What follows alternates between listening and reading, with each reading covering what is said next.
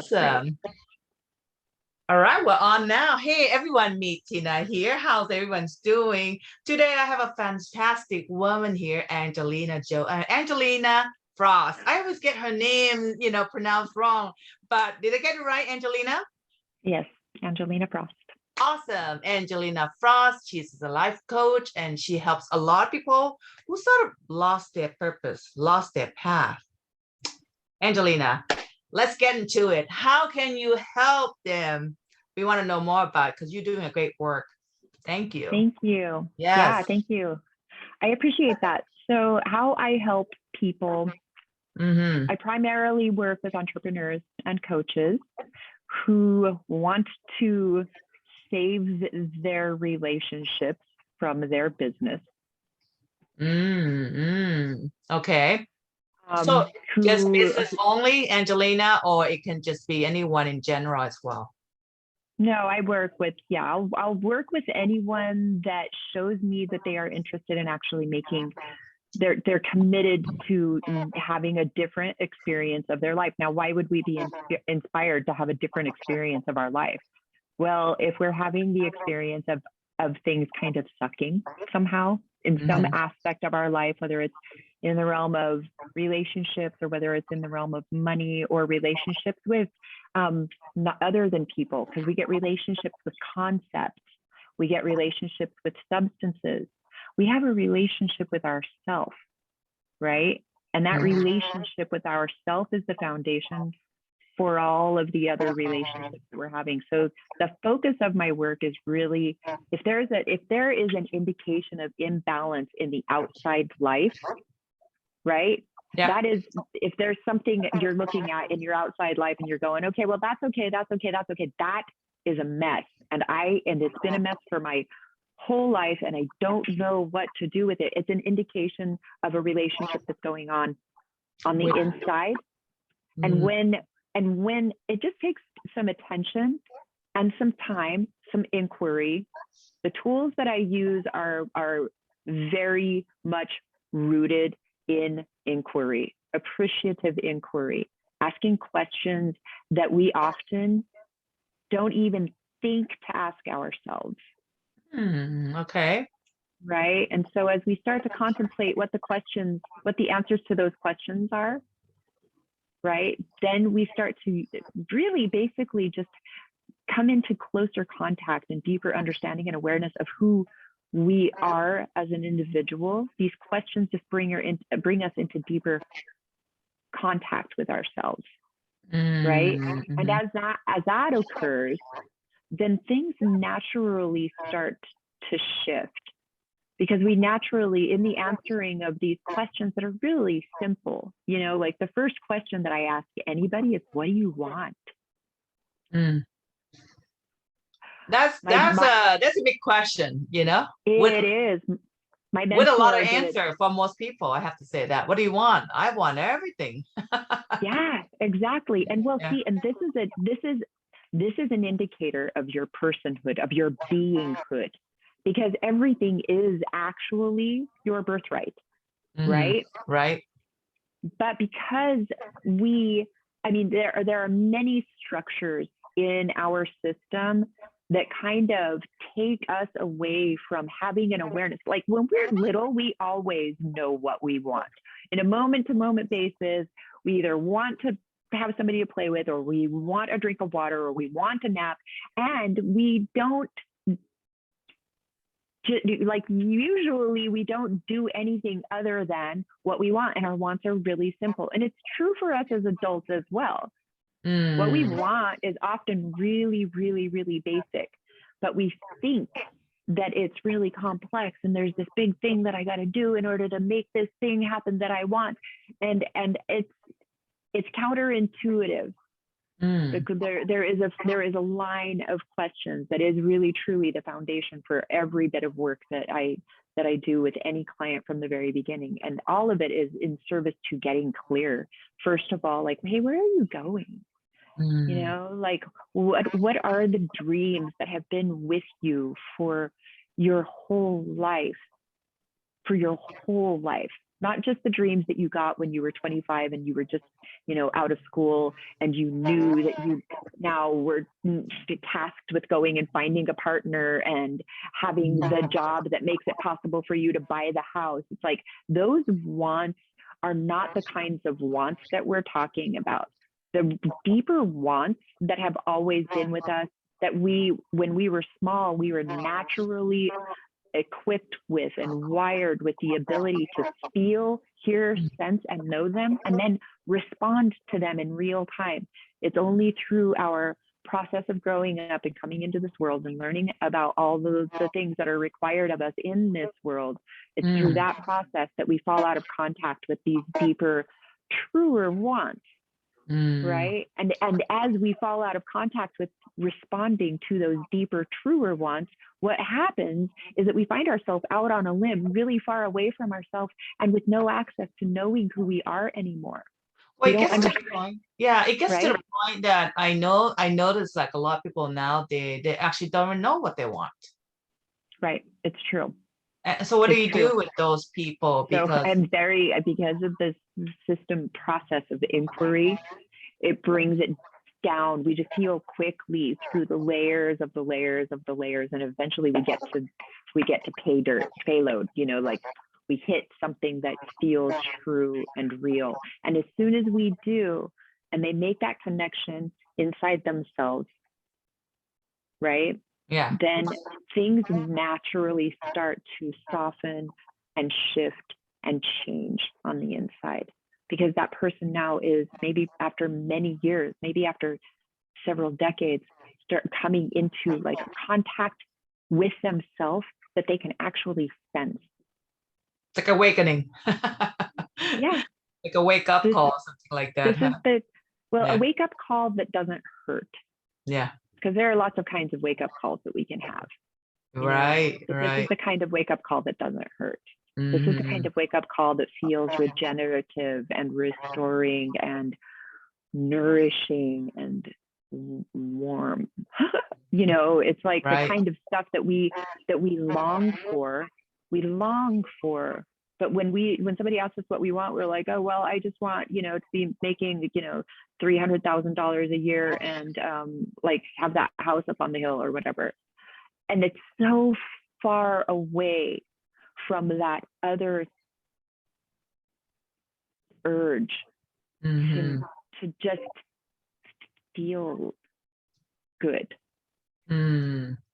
Right? So, that is a strategy, because we think that once we get that, then I can feel good.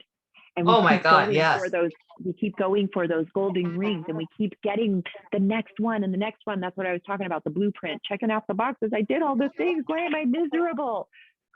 Right? Right. And you're right about that. People are just not wait until they get there until they can enjoy it or they can enjoy life. I agree with that. I actually come across many of those who I can't seem to be happy right now because I'm not there yet. So I like the fact that you brought this up too. Do you have a lot of clients like that? That's all of my clients are like that. Now, this is fascinating because how much success, with all these inquiries that you give to these clients, with all these questions, how long does it take, Angelina, for them to actually see the result, and how much have they changed in your experience?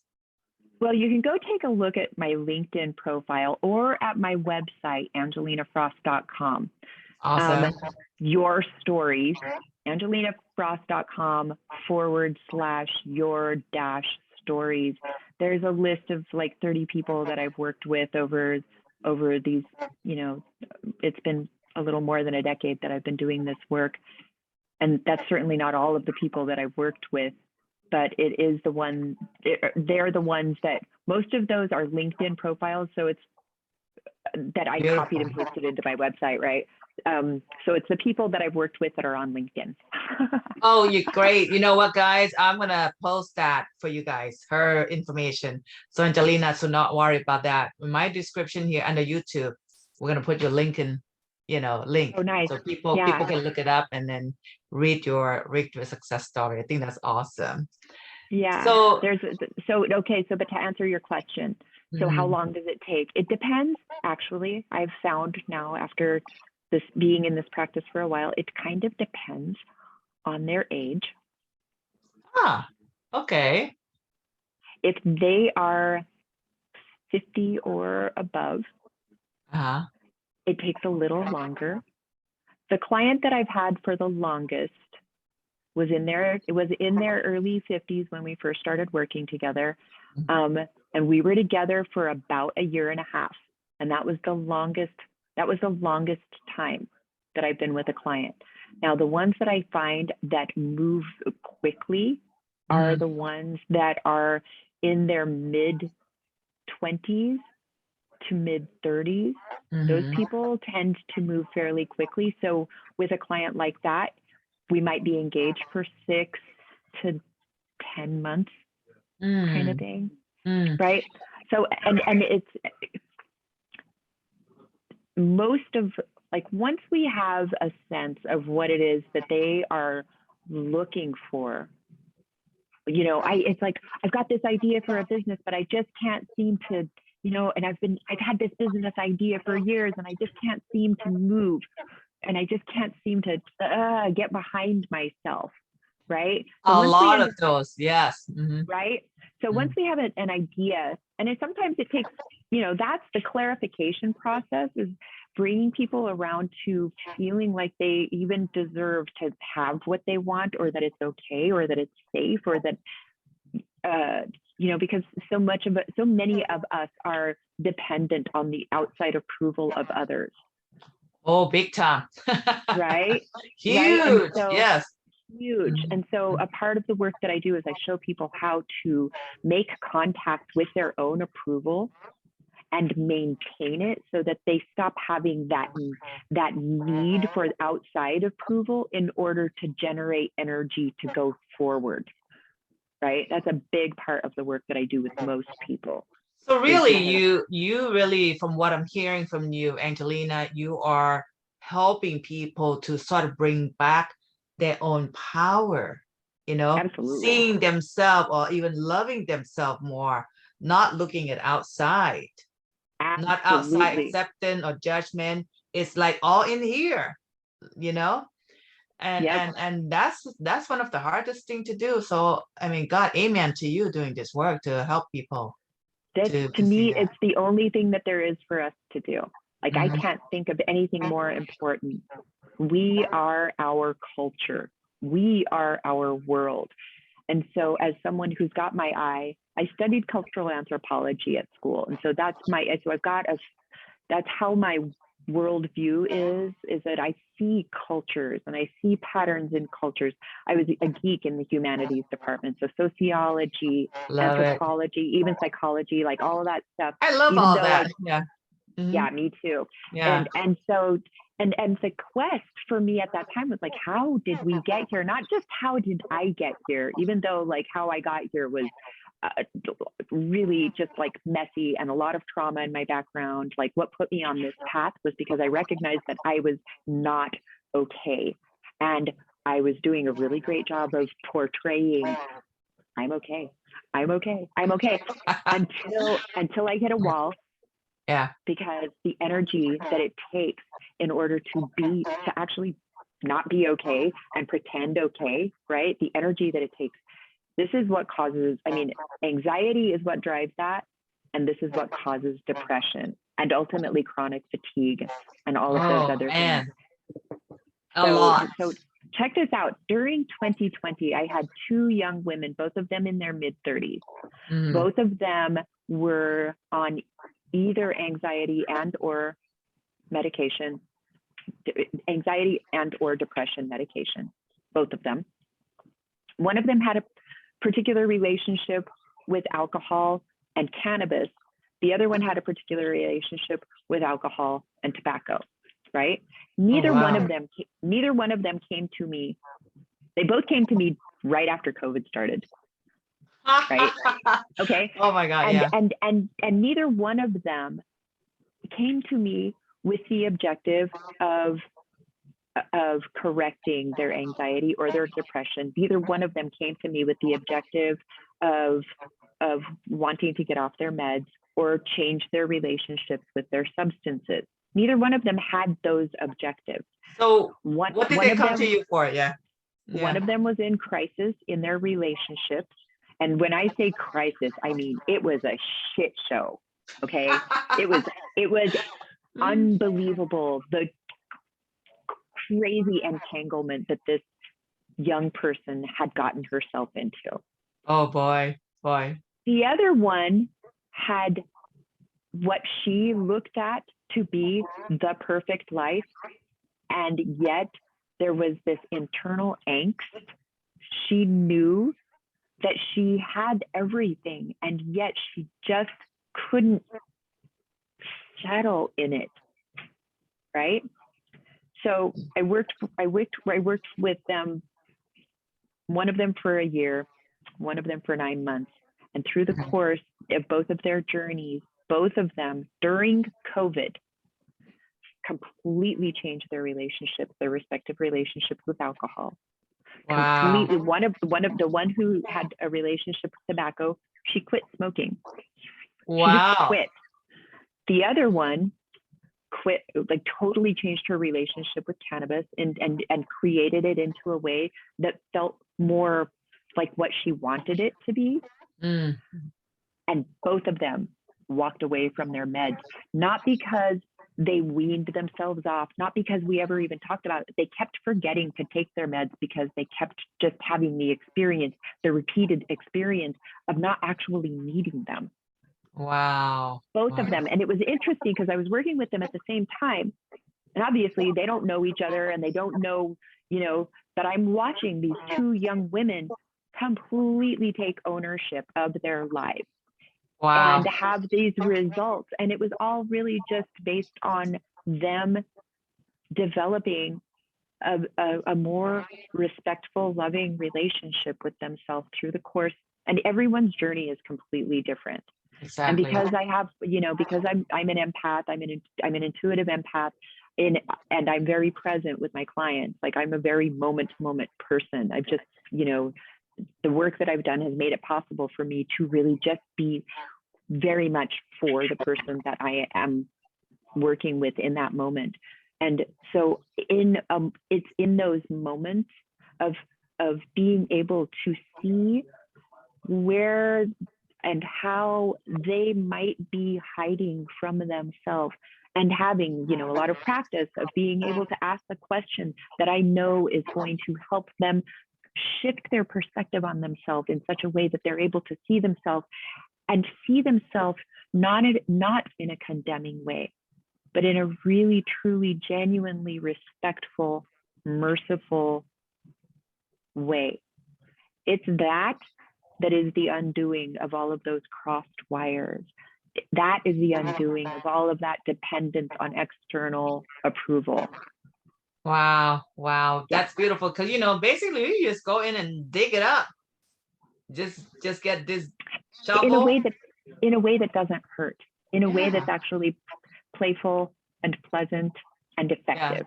Like the reason I got into this work rather than going into the other mental health service field is because my personal experience, and I needed help.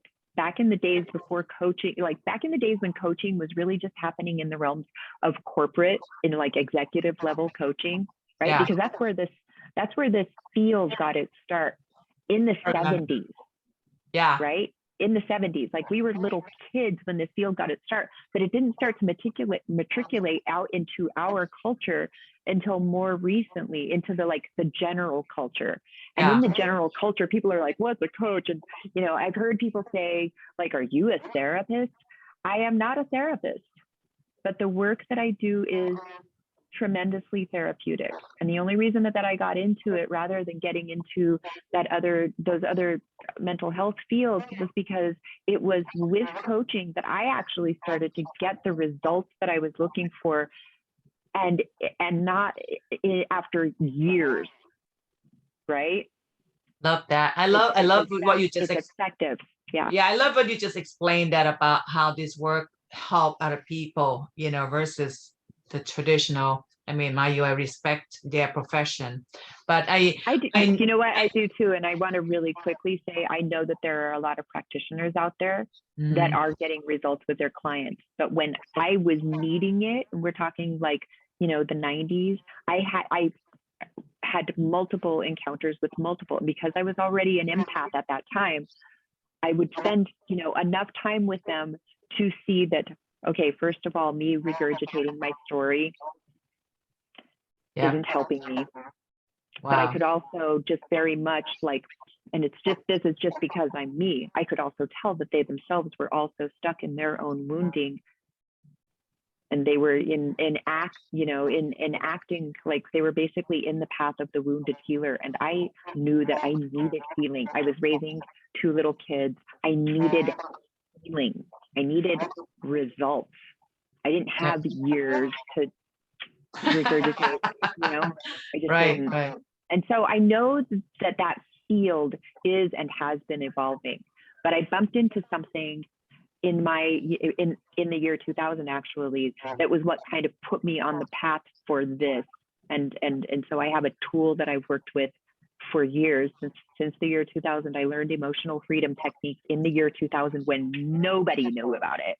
I Right? remember that. Yes. Hmm. I Are they remember, still practicing this? Because I haven't heard much about it nowadays. But oh, so you know what? It's actually being widely embraced, even into the psych, the psych fields. There are practitioners, psychotherapists, and psychologists who are using EFT now. There are a lot of studies and data now on the efficacy of emotional freedom techniques, and even medical doctors who are more open-minded and who are really interested in getting results. yeah. Right? So EFT was the first tool that I used that actually gave me like immediate and measurable results in my personal experience. It's also the tool that, over years of practicing with it, that illuminated the relationship between how I think, how I feel, and how my body's doing. Right? Ah, yes. And so it's all very personal experience. But as I started to go out of, because back in those days, I wasn't really working with other people. I was really just working with myself.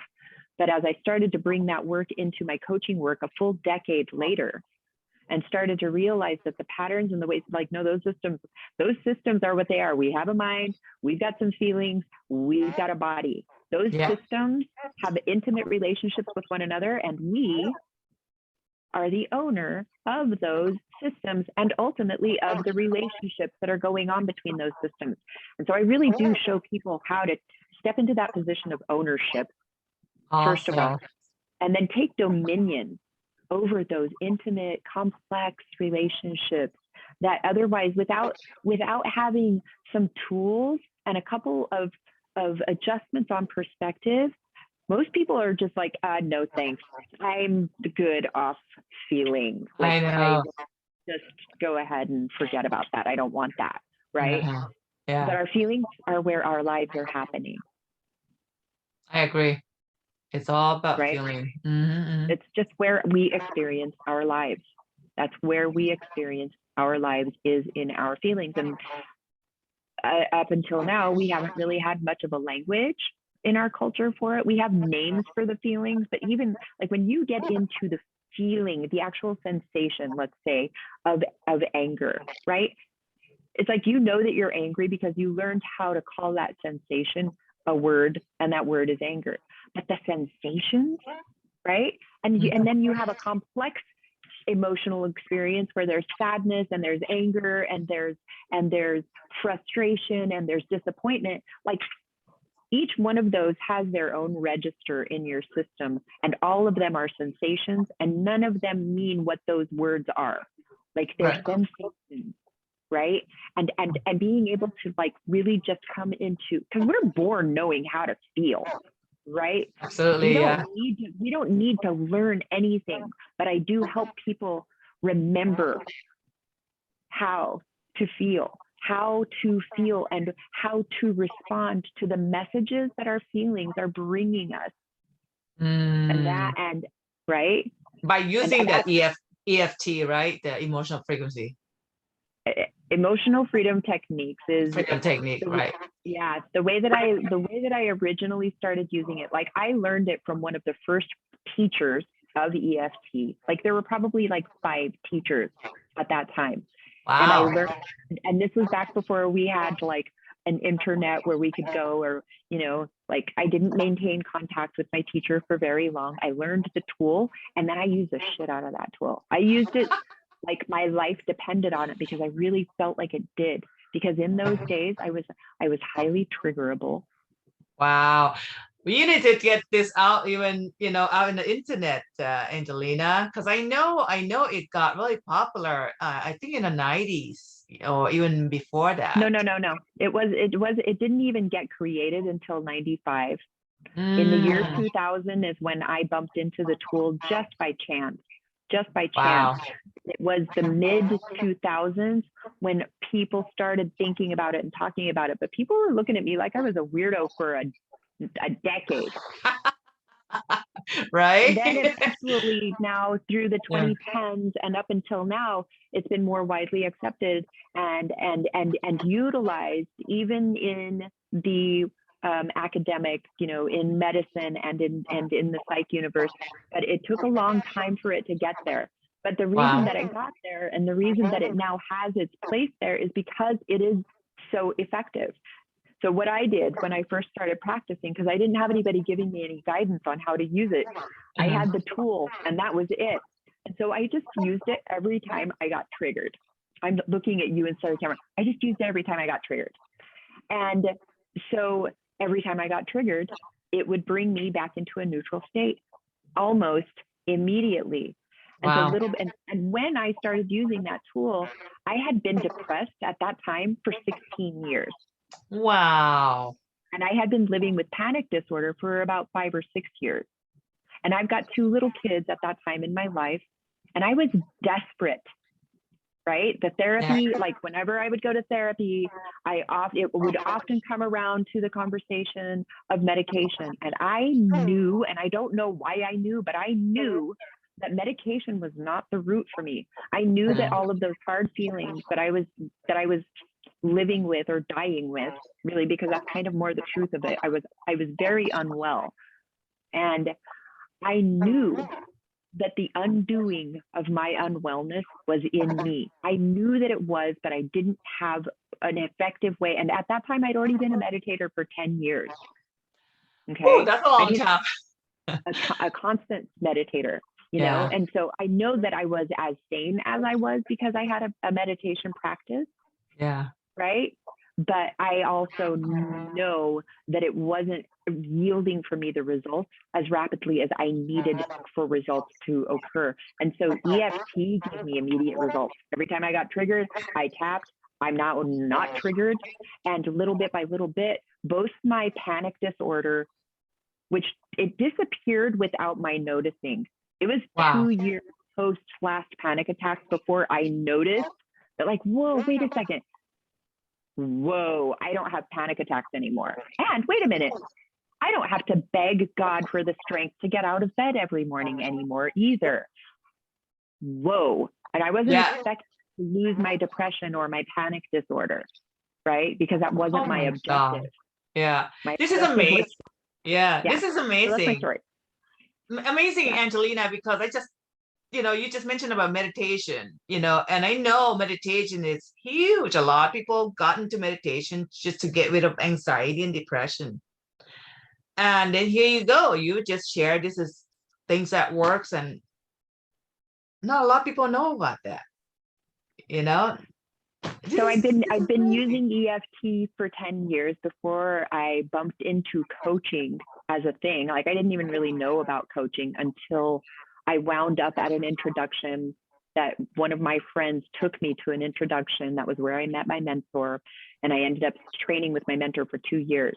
My first year was as a student in the coaching program that he put together. And my second year was as a teacher's assistant and the transcript lead. So the material that I work with as a coach is the cream of the crop of coaching material. It comes directly from first gen. So this man that I learned from is the son of 2 highly notable, very prominent first generation coaches. Wow. Wow. Okay. And they were the people that were working with people in corporate in the 70s. And so this man that trained me was raised by those two people. And so I got the cream of the transformational technologies that are available to us today, at least at that time. Since then, my own practice has matured, and I've realized that all of the learning that I've done throughout the whole thing is actually a big part. And so that is what I bring to my clients, because I don't just coach them, but I do coach them. Right. But I also bring all of my other sensibilities and awarenesses and tools that I had already gathered before I even learned coaching. And the other reason I got into coaching is because I realized that I had already been coaching for my whole life. And I was like, wow, I could do the thing that I do and get paid. That's cool. I'll take that because it's what I'm naturally good at. Right. I didn't try to be a coach. I didn't even, right? Because you already naturally are. You're born with the experience. You know, that's why you make the best coaches, because you're a wounded healer. You have. I'm a healing healer. Yeah, exactly. I have been a wounded healer, though, which is a different thing, because when you're trapped in wounded healer pattern, it's very unconscious. Your wounding is informing your action in the world, and you're trying to heal that which isn't seeking that from you. That's what the wounded healer does, right? Got you. What makes a healer is one who has wounding, who engages the activity of healing themselves. That's what makes us a healer, right? It's like going through the journey of healing myself. And it's not even like I'm healed necessarily, but I have achieved a tremendous amount of healing because I know where I started. You know, I know where I'm coming from. And so this is what I have to share with people, is that experience of pulling it all back together, of remembering myself. This is how I serve people, is in helping them to remember themselves. What is it to remember? It's to pull all the parts back together. That's what it is for us to remember ourselves, because life can kind of blow us apart, right? Totally. So now you're a self right now. that's got all, yeah, exactly, right? And totally. So, yeah. Wow, that's fascinating, because, you know, definitely you, from what your story is sharing, because I didn't know about your story before. And for me to hear all this, Angelina, that makes you a very good coach. I mean, that's very impressive. You can help so many people. So anything else that you would like to give people advice when they come to you, or who would be like someone that should come to you? Entrepreneur, or just anyone who's been wounded? Anyone who's struggling with depression, anxiety, or burnout, and you are clear that either, if you're on medication and you know that it isn't where you want to be, there is a way out of your anxiety and depression that you know. And this is like risky territory, because people, I don't know, like systems could get really pissed off at me, but like the truth is that the underpinnings of anxiety and depression are very much in how we are thinking about ourselves. Very, very much rooted in. And yes, people say, oh, it's a chemical thing. Oh, it's a genetic thing. It's I heard that a lot. Right? That's not true. Yeah. It's an epigenetic thing, in that if you were raised by people who were depressed, guess what? You're going to naturally become depressive. And it isn't because there's any reason for your depression other than that you were putting yourself into alignment with those upon whom you were dependent, right? When we are tiny, we rely on our grown-ups. If our grown-ups are depressed and pretending not to be, right? Like, how do I even know about this? Yeah. The little kids will pick it up. Yeah. They just pick it up. We pick it up as a way of being, because we think that that's what it is to humans, right? Natural. And it isn't until we, exactly. And so when we get to the point in our lives where we like realize, like, why does this suck? Like, I can tell that there are some people in my world that don't think it sucks, but I do, and I want to do something about this, right? Wow. There is a lot that can be done. And all of it is really, really, really in you, in the way that you are thinking about yourself, in the way that you are talking to yourself, in the relationship that you're having with yourself. That's where the underpinnings of depression and anxiety are. So if you're burned out, depressed, or anxious, and you want to do something about it that you feel like you can really do, and have the tools to maintain your own well-being going forward, because that's what I'm interested in. Like I'm invested in my clients graduating from working with me. I'm invested in that. Mm-hmm. That's beautiful. I don't want, it's like, it just means that I get to know more people. I'm not trying to keep all my clients, although I have clients who come back to me as they themselves use the practices and the tools that they learned through working with me. Then they'll come back in now because they're in a different place in their life and they're getting ready to take on a whole new thing. They want somebody to hold their hand and they trust that I can do that. So I have clients that come back over time. Right? Because you help them, you know the work, you do the work. That's and I know them. And I know them, and they know that they can count on me to get them where they're going. Right? Coaching, I like to look at, this is a neat note, because a lot of people like think that there's this, and I wish we had done this at the beginning of the interview, that coaching is this thing. So people in sports, for example, have coaches, right? And then there's the persona of the coach. Like maybe you had, maybe you were on teams when you were in high school and there was a coach who was a total jackass. Right? So there's that kind of thing where people think that coaches can be that, and it'll keep them away from working with a personal coach or a professional coach, right? Just because the concept rings something in them that makes them go, no thanks, that's no good, I'm good, right? But then the other thing is like, let's just look at the model of a boxing coach, right? What's a boxing coach doing? What are any good coaches, regardless of where they are in the spectrum, what they do is they have an eye on you with a knowing and an understanding of what can be done. And because they know what can be done, they're finely tuned to your form. Right? So the boxing coach is going to watch, and when your right hook is coming from, it's coming from this place and you haven't got enough of yourself behind it, you haven't got enough of your body behind it, it's your coach who's going to be able to see that. And he's going to be able to tell you, like, you need to put your foot here. When you get ready to launch, you need to make sure that your whole body is coming in on it if you want that impact.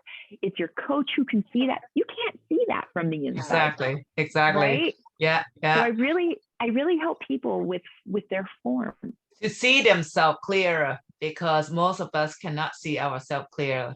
And you're just standing there and you're just kind of help guiding them.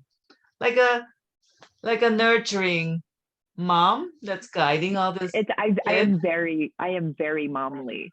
You are. You have that nurturing, and you just the way listening to you, you're a very nurturing person, Angelina. I love that.